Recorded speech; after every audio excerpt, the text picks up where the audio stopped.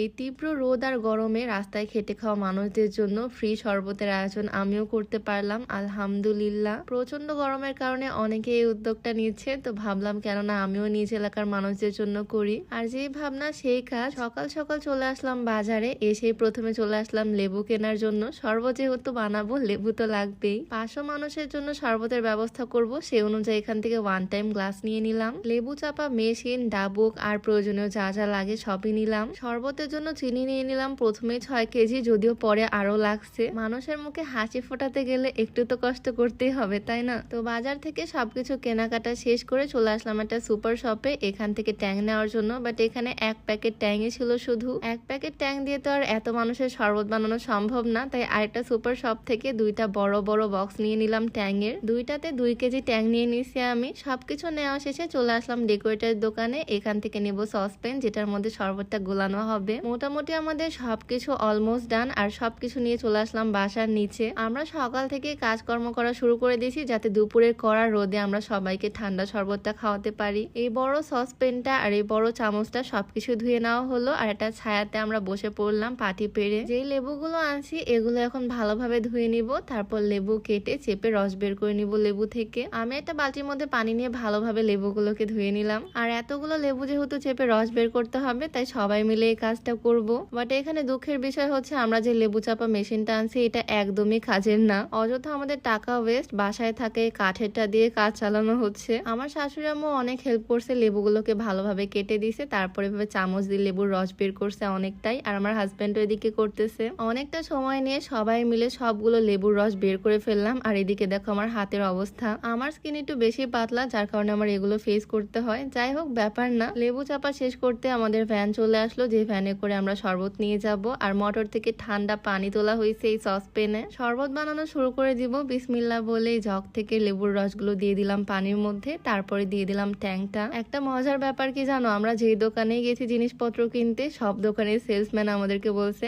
আপনারা কি শরবত দিবেন তাই না ফ্রিতে। মানে তারা অলরেডি জানে এখন বাংলাদেশের সব জায়গাতেই ছোট বড় সবাই এই উদ্যোগটা নিচ্ছে। শুধুমাত্র ব্লগাররাই যে করতেছে তা না, বিভিন্ন এনজিও, বিভিন্ন ফাউন্ডেশন, বিভিন্ন কমিটি, এমনকি সরকার থেকেও ব্যবস্থা করা হচ্ছে ফ্রি শরবতের রাস্তার পথচারীদের জন্য। এই কাজটা করার সামর্থ্য যেহেতু আল্লাহ আমাকেও দিছে, আমি কেন করব না। যাই হোক, এখানে আমাদের শরবত বানানো অলমোস্ট ডান। বাট এতগুলো যেহেতু বানাইছি আমি একটু কনফিউজ ছিলাম টেস্ট নিয়ে। এক গ্লাস বানানো এক ব্যাপার, আর এক সসপেন মানে 100 লিটার আছে এখানে। তো সবকিছু মিক্স করা শেষে আমি ওকে একটু দিলাম টেস্ট করার জন্য, আর ও টেস্ট করে বললো বেশ ভালো হয়েছে। এটা বরফ অ্যাড করার পর আরো কিছু চিনি দিতে হবে এটার মধ্যে। আর শরবত বানানোর পরে ভ্যান নিয়ে ভাঙা রাস্তা দিয়ে যাওয়া ছিল সবচেয়ে কঠিন বিষয়। সসপেনের মধ্যে পানি একদম দুলতেছিল। যাই হোক, কোনোভাবে এটাকে নিয়ে যাচ্ছি এখন মেইন রোডে। আর দোকান থেকে আমি এখানে 3 কেজি চিনি নিয়ে নিলাম, যখন লাগবে তখন অ্যাড করা হবে। ভ্যানে চড়ে সোজা চলে আসলাম একটা গাছতলায়। আমরা এসে কিছুক্ষণ এখানে ওয়েট করলাম, আর তার মধ্যে ওরা চলে আসলো বরফ নিয়ে।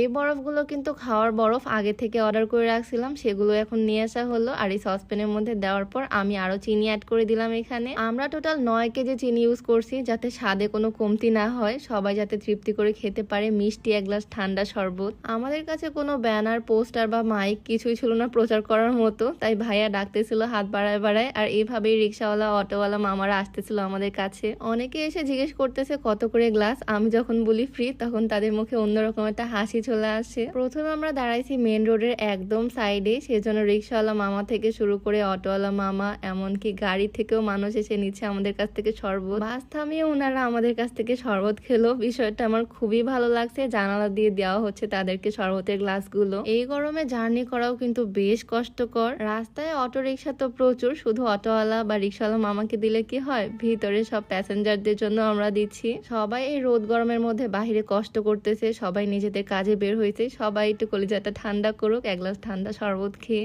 এক আঙ্কেল আমাকে বোতল ধরাই দিয়ে বললো বাসার জন্য নিয়ে যাবে, তাকে বোতলে করেই দিলাম। আর এই সামান্য এক গ্লাস শরবত খেয়ে যে তারা কি পরিমাণে খুশি সেটা বলার মতো না। তারা মন থেকে দোয়া করলো। মানুষের দোয়াটাই আসলে মেইন। এই সামান্য উদ্যোগের মাধ্যমে যদি একটা মানুষ খুশি হয়, একটা মানুষ শান্তি পায়, এইটাই অনেক। তো এখানে বেশ অনেক মানুষকেই খাওয়ালাম আমরা। এক জায়গায় বেশিক্ষণ থাকবো না, তাই এখান থেকে সবকিছু ক্লিন করে নিলাম। একটা বস্তার ভিতরে ইউজড গ্লাসগুলো দিয়ে দিলাম। আর এগুলো নিয়ে এখন আমরা যাব মেইন পয়েন্টের দিকে। মেইন বাজারের দিকে আমরা চলে আসলাম, আর এখানেও একটা গাছের ছায়ার নিচে দাঁড়িয়ে পড়লাম। এখানে আসার পর বাকি যে চিনি ছিল সেটাও অ্যাড করে দেওয়া হলো। আর এটা যেহেতু মেইন শহরে বাজারের দিকে রোড, তাই এখানে অটো রিক্সা ছিল প্রচুর। তারা এই রোদ গরমে কতই না কষ্ট করতেছে বাহিরে। এক গ্লাস শরবত খেয়ে যদি তাদের জান শান্তি হয়, দোয়াটা মন থেকে আসবে, মুখে বলতে হবে না। আমরা 4-5 জন এখানে ছিলাম, সবাই মিলে চেষ্টা করছি সমানভাবে কাজ করার। এদিকে যেহেতু বরফ গলতেছে, তাই আরো ট্যাং অ্যাড করে দেওয়া হলো। এত মানুষ খাচ্ছে শরবত, তাও যেন শেষই হচ্ছে না। আর আমরা যথেষ্ট পরিমাণে ট্যাং চিনি অ্যাড করছি। বেশিরভাগ আঙ্কেলরাই 2-3 গ্লাস করে খাচ্ছিল।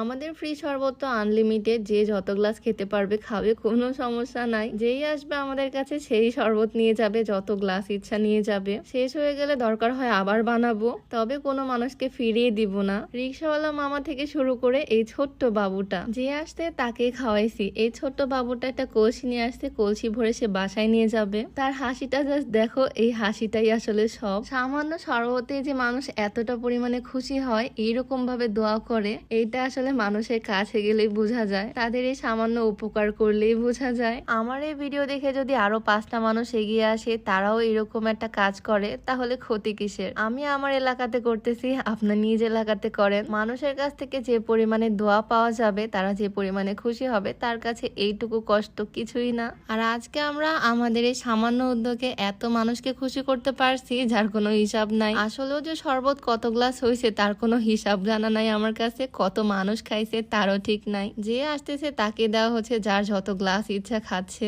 এই জায়গাতে বেশ কিছুক্ষণ থাকার পরে আমরা এই জায়গাটাকেও বেশ ভালোভাবে ক্লিন করে নিলাম। আর এখন যাব আরেক জায়গাতে। এখন আমরা যে জায়গাতে আছি, এখানে মেইনলি বাস থামে। আর এই জায়গার আশেপাশে তেমন গাছগাছালিও নাই, একদম টানা রোদ এই সাইডটাতে। রোদের মধ্যে দাঁড়িয়ে আমরা তাদের একটু উপকার করলাম। সবাই যে কি পরিমাণে খুশি। এই জায়গাটাকেও ভালোভাবে ক্লিন করে আমরা আবারও চলে আসলাম আরেকটা জায়গাতে। এইটাই আমাদের সেই স্পট। আর এখানে অনেক মানুষ আমাদের কাছে আসছে, আলহামদুলিল্লাহ অনেকে আসছে আমাদের কাছে শরবত খেতে। একজন মহিলা তো পলিথিনে করে আমার কাছ থেকে শরবত নিয়ে গেছে। ওনার মুখের হাসিটা জাস্ট দেখো, এই হাসিটা তাদের একটু শান্তি, এইটাই তো আসলে সব। আর লাস্ট মোমেন্টে এখানে এসে যখন আমাদের শরবত প্রায় শেষের পথে, তখন অনেকে আসছে আমাদের কাছে, অনেক বাচ্চারা আসছে। তাই দোকান থেকে ঠান্ডা ঠান্ডা পানি নিয়ে আসলাম, যেহেতু আমাদের কাছে আরো ট্যাং চিনি আছে। তাই আরো কয়েক গ্লাস শরবত বানাবো, কাউকে ফিরিয়ে দিব না। শেষ পর্যন্ত চেষ্টা করে গেছি যারা আসছে সবাইকে খাওয়ানোর। আর আলহামদুলিল্লাহ সবকিছু ঠিকঠাক ভাবে করতে পারছি।